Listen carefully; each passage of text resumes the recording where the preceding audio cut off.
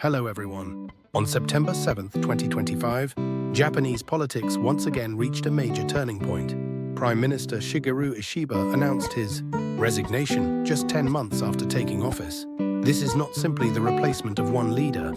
It is an event that questions the very flow of post-war Japanese politics. Why did Prime Minister Ishiba have to step down? Behind this lies Japan's deep-rooted social problems and the limits of its politics. Today, let us trace this story from the past to the present and look ahead to the future as we examine the meaning of Ishiba's resignation. Chapter 1. Post-war Japan and the rule of the LDP. After the end of World War II in 1945, Japan faced the task of rebuilding from the ashes. The Liberal Democratic Party LDP would go on to dominate Japanese politics for decades. The LDP prioritized economic growth above all else. During the high-growth era, people's lives improved year by year.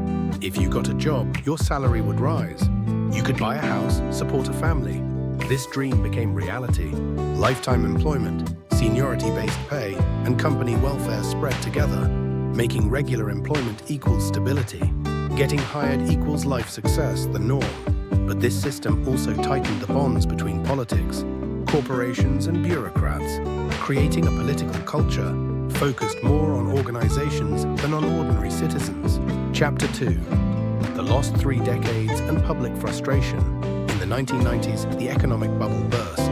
Japan entered what came to be called the lost 30 years. Prices stagnated, wages barely rose. Non-regular employment spread, and inequality widened. Depopulation and aging accelerated. Rural areas declined, and the imbalance of Tokyo-centric development grew severe. Politics failed to deliver bold solutions. Disillusionment spread no matter who becomes prime minister. Nothing will change. Chapter 3. Who is Shigeru Ishiba? In this context, Shigeru Ishiba stood out. A defense expert with deep knowledge. A champion of regional revitalization. Listening to farmers and small businesses. A critic of factional politics, seen as a politician of reason. He was viewed as an unusual figure within the LDP, and a leader who listened to the people. These qualities fueled rising expectations. In 2024, he won the LDP leadership race. The Ishiba cabinet was born, and many citizens believed, finally, politics might change. Chapter 4. What the people wanted. The people's demands were clear. Support for daily life. Protect households hit by soaring prices and rising utility bills. Revitalization of rural Japan. Shine a light on shrinking towns so the future would not exist only in Tokyo. Clean politics. Break away from factionalism and money scandals and restore accountability. People believed Ishiba could deliver these promises. Chapter 5. A reality that fell apart. But reality diverged sharply from expectations. First, his response to rising prices was too slow. The weak yen pushed up import costs, raising the cost of living. Households cried out, "We need relief now." But government measures were piecemeal and ineffective. Next, the walls of his own party. As a reformist, Ishiba faced fierce resistance from conservatives. His way will split the party. Key policies were shelved. Finally, communication with the public was lacking. Although he promised politics that dialogues with the people, his message was weak, leaving many saying, "We don't know what he's really thinking." Chapter 6. The resignation. In the summer of 2025, the LDP suffered a crushing defeat in the upper house elections, losing its majority in both chambers. Voters delivered a verdict. This government doesn't stand with our lives. In the end, nothing changed. Party pressure mounted. On September 7th, Ishiba finally announced his resignation. Chapter 7. Public disappointment. The dominant feeling among citizens was disappointment.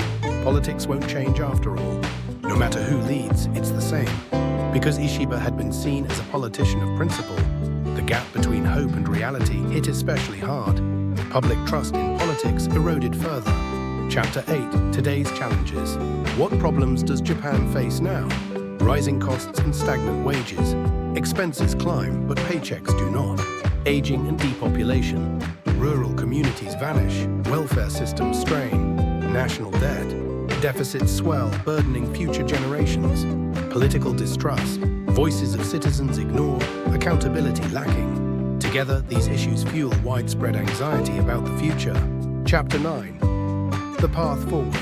Yet we must stress hope is not gone. The power to change politics does not rest only with politicians.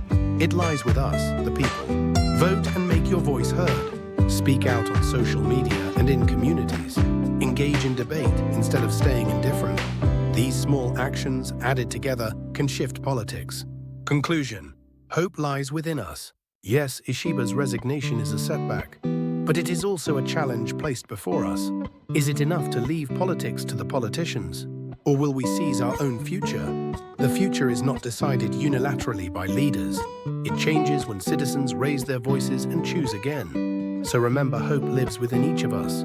Let us make Ishiba's resignation not the end of politics, but the beginning of a people's awakening.